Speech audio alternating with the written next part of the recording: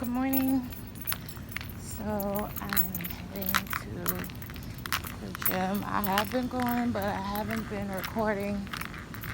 Some days I'm just not in the mood. So, yep, I'll see y'all once I get in there. Alright, you guys, so I'm here doing my warm up.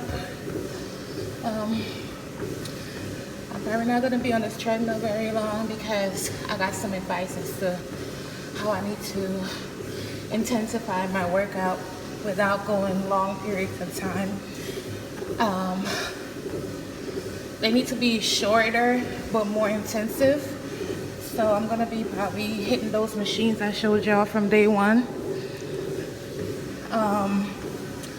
So they said to do mainly those, and especially since I have that leg injury, they said it'll work out better for me. But I still like to do some cardio just to get my heart pumping.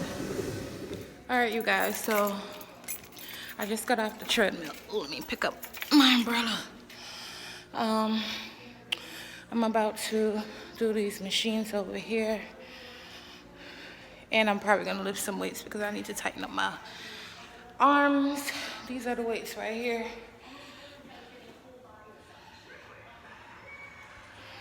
So I guess I'll do that for a little bit, and then I'm gonna get on the machines and get out of here. All right, so I got it done. I'm tired, but I got it done. I can't get like all you other athletic people yet, but I'll get there one day. I'm about to shower, make some oatmeal. Today's an oatmeal day, so. All right, guys, so I opted for sunny side egg and spinach instead. All I have on the spinach is lemon juice and pepper and some golden raisins. This is a lot heartier than what I usually eat for breakfast. I'm just trying, guys, you know, because what I was eating before, you know, it wasn't nothing, but it's hard for me to eat in the morning. I know I'm not the only one with this problem, but it is what the time is now, 10:30.